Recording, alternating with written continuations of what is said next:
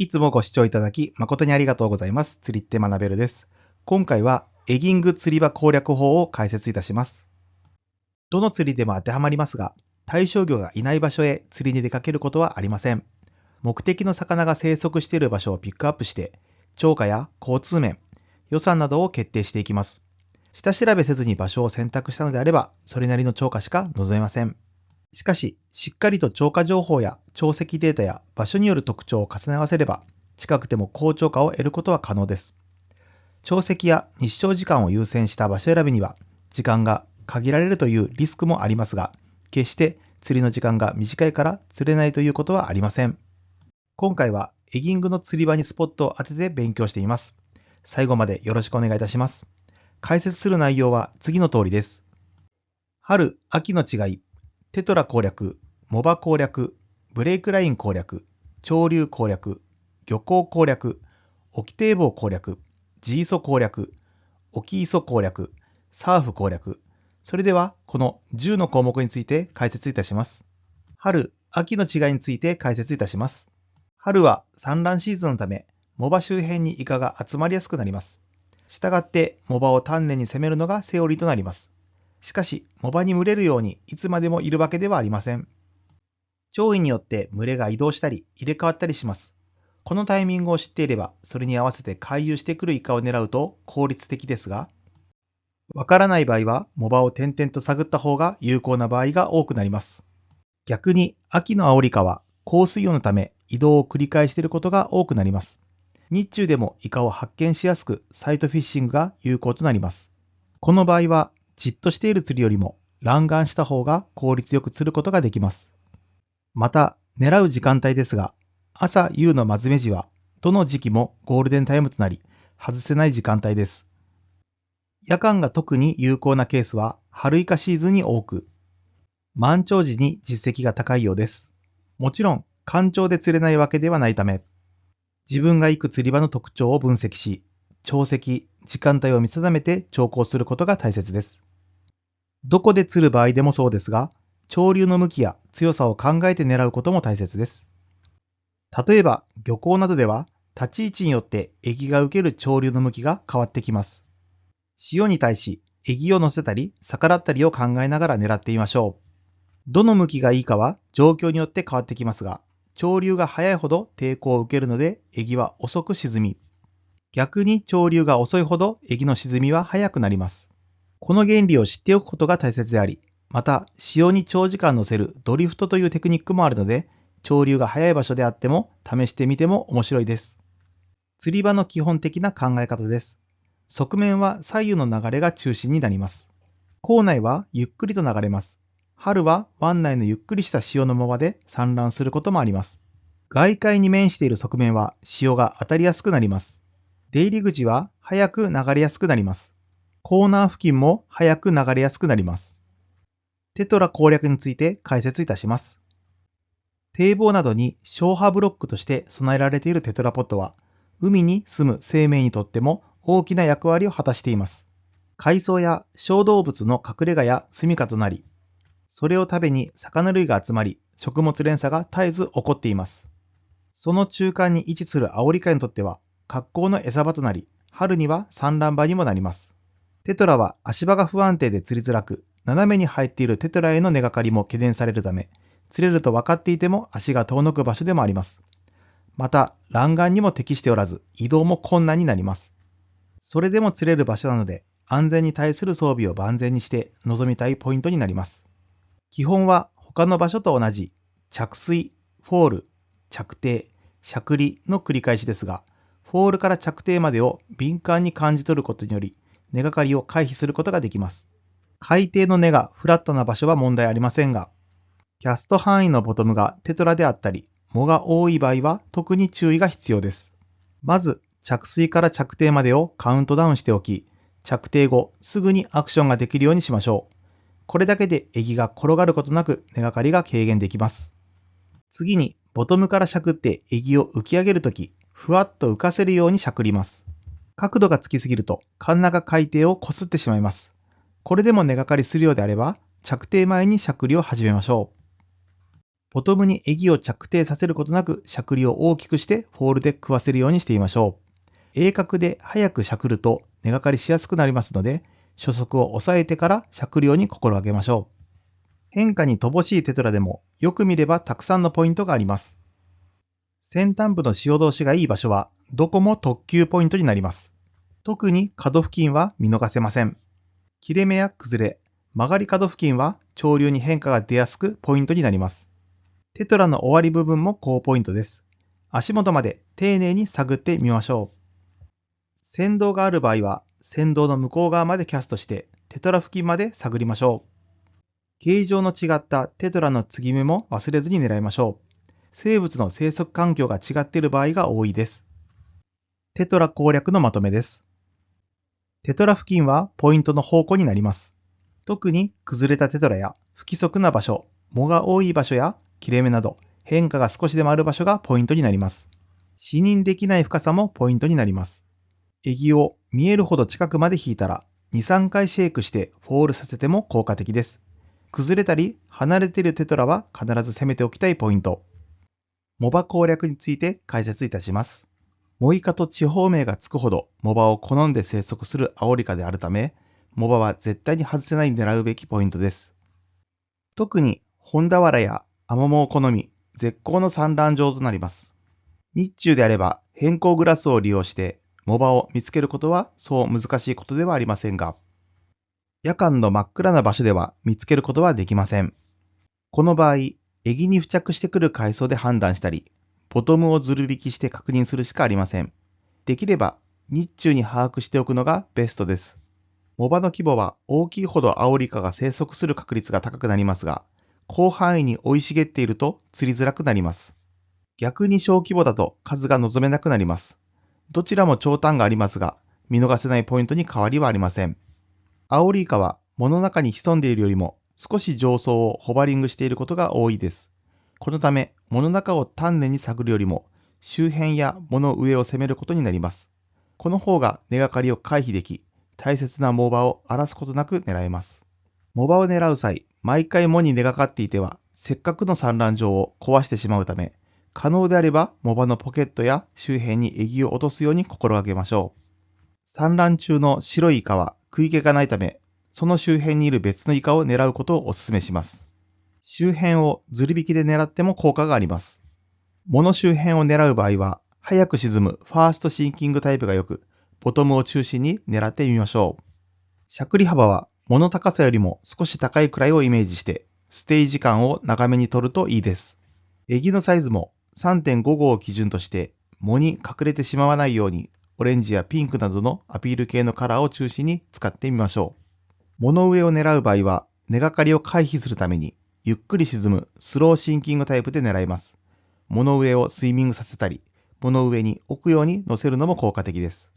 特に藻の上から動いた時にヒットしやすいので、ステイ後のアクションは派手すぎない方がいいです。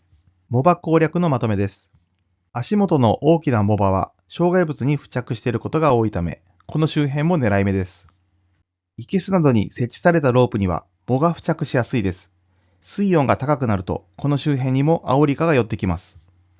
春は手前にある藻よりも沖にある藻場を狙ってみましょう。秋は足元も有望なポイントになります。ブレイクライン攻略について解説いたします。ブレイクラインとは、いわゆる駆け上がりのことを言います。駆け上がりにもいろいろあり、なだらかな形状から直角に近いものなど、高低差はもちろん、距離も様々です。海中を上から観察すると、海の色が変わり、グラデーションになっているところがブレイクラインであることが多いです。ブレイクラインには魚類も多く、通り道や餌場になっています。また、深場から浅場へと移動する際も、ここを通って入ってきます。通常は深い場所から浅くなっているラインを示しますが、船頭など小規模なものもポイントになります。狙い方は、しゃくりとステイが中心となり、移動しているであろう活性の高いアオリカがターゲットになりやすくなります。このため、派手なアクションが有効な場合も多く、多段しゃくりを応用するといいでしょう。ブレイクがあまりにもきつい場合、ラインが擦れてしまうことがあります。ステージにラインの違和感をチェックしておきましょう。リーダーラインを長く取ることでもラインブレイクを防ぐことが可能です。ブレイクライン攻略のまとめです。ブレイクラインは大小関係なく狙えます。堤防の敷石の切れ目も高ポイントです。エを足元まで丁寧に引いて狙いましょう。また、足元まで来たエを数回シェイクしてフォールさせても効果的です。大きめの場所では海藻などが群生しやすくなります。潮の変化ができやすい場所なので多くの生物が生息しています。沖の深場につながる急なブレイクも狙い目です。超遠投で探ってみましょう。潮流攻略について解説いたします。エは沈む速度が速いため、他の釣りに比べて強く潮流を気にする必要はありませんが、エが流されるほど潮が速い場所でのエギングは着底が分かりづらいことがあります。こういう場合は思い切って大きな号数にするか、重りを追加させるのが一般的です。しかし、この潮流を利用した釣り方もできます。ルアー釣りでは一般的にドリフトと呼ばれます。スローシンキングタイプのエギを使い、テンションをかけたままフォールさせるやり方です。つまり、下にフォールするのではなく、斜めに落ちていくイメージです。この時、エギが斜めになってしまうと、ローリングしてしまう可能性がありますので、ラインテンションのかけ方に注意しましょう。潮流の読み方ですが、上層から下層まで同じ速さで流れていることは少なく、通常は下層の流れが速くなっています。テンションフォールすると急に重く感じることがあります。そこが潮流の変化がある場所になります。上層から下層までドリフトさせるのではなく、まずは下層付近で試してみましょう。潮流攻略のまとめです。軽いエギを利用したドリフトを覚えましょう。まずは神経を集中して潮を感じるテクニックを身につけてみましょう。漁港攻略について解説いたします。モバ、潮流、テトラなどあらゆるポイントが一箇所にまとまった、いわゆる魚礁とも言えます。そのため、これまでの攻略法を総合した内容となります。初めて行く漁港の場合は、すべて回って全体を確認しておきましょう。遠目にはわからなかった沈み瀬や深みなどは要チェックです。そして、潮流の向きも必ず確認しておきましょう。漁港により、どちらに流れるかで潮価が変わることが多くなります。また、上げ潮、下げ潮でも大きく変わってきます。次回兆候のために必ずデータは採取しておきましょう。エギングを楽しんでいる釣り人が多い場所では、多く使われているカラーやサイズよりも、イレギュラーなものが超過を出すことがあります。深緑、茶色、紺色といったダーク系や、2号や4号といった普段使わないようなエギも有効となる場合があるので試してみましょう。超遠投も狙われていないエリアになっていることもあります。できるだけ距離を稼ぐため、着水後はフリーフォールで落とし、遠いほどステイ時間を長くとってみましょう。漁港はポイントの方向でもあります。隅々まで探ってみましょう。外界向きはすべて狙う価値があるポイントになります。ブレイクライン、モバを中心に探ってみましょう。曲がり角もよく釣れるポイントです。潮流に変化ができる場所にはプランクトンが集まり、ベイトも寄ってきます。堤防の先端は人気ポイントです。潮通しがよくアオリカの通り道になります。船道にはブレイクラインができ、生物が多く生息します。船の往来に注意して狙いましょう。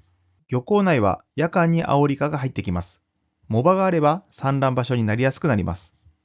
テトラは確率が高いポイントですが、夜間は危険なので、できるだけ明るい場所を選びましょう。浅くても藻が多く広範囲に茂っていたり、干満の差が大きな場所は狙い目です。遠投が有利になります。浅すぎたり、底が砂地主体の場所は生息数が少なくなります。漁港攻略のまとめです。堤防は変化のある場所がポイントです。先端までテトラが入っている場所は永久ポイントです。テトラ周りはもちろん、校内側のテトラがない場所も狙ってみましょう。常夜灯周りは外せないポイントです。ジーソが隣接する場所では、校内まで入ってこないこともあります。特に秋はジーソを中心に狙ってみましょう。沖堤防攻略について解説いたします。地続きの堤防に比べ、バーレしていないのが沖堤防です。特に春は産卵場となることが多く、餌となる魚や甲殻類も豊富です。潮通しが良く変化に富んでいるため、ポイントを絞りやすいのも特徴で、水深が深い場所では日中の超過も期待できます。さらに足場も良ければ至れり尽くせりの場所でもありますが、狙うポイントを間違うと全く釣れないのも沖堤防の特徴です。特に潮の流れ方による超過の違いは顕著に現れるため、船長や釣り具店の超過情報を確認するだけでなく、どこでどんなエギで釣れたかも聞いておきましょう。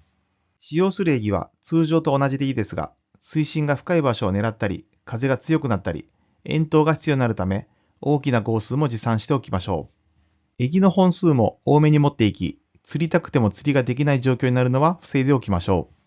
水面までの高さも考え、ネットやギャフの柄も最低5メートルのものを準備しましょう。沖堤防は事前情報を多く持っていることで攻略法が見えてくるため、情報収集は欠かせません。沖堤防攻略のまとめです。変化に乏しい一文字の場合、外海側と陸向きでは全く違う海と認識した方が良いです。どちらの釣果がいいかはあらかじめ船長に聞いておきましょう。モバ、ストラクチャー、ブレイクラインは鉄則のポイントです。外海側は当て潮になりやすく、釣りづらい場合は号数を大きくして狙ってみましょう。両端の先端付近がメインになりますが、潮流が速い場所では少し潮が緩んだ内側がポイントになりやすくなります。潮流が速すぎてエギが着底しないような場所では、堤防沿いにアオリカが回遊していることが多くなります。G 素攻略について解説いたします。急に深くなっているよりも、なだらかに遠浅の地形になっている G 素が多くあります。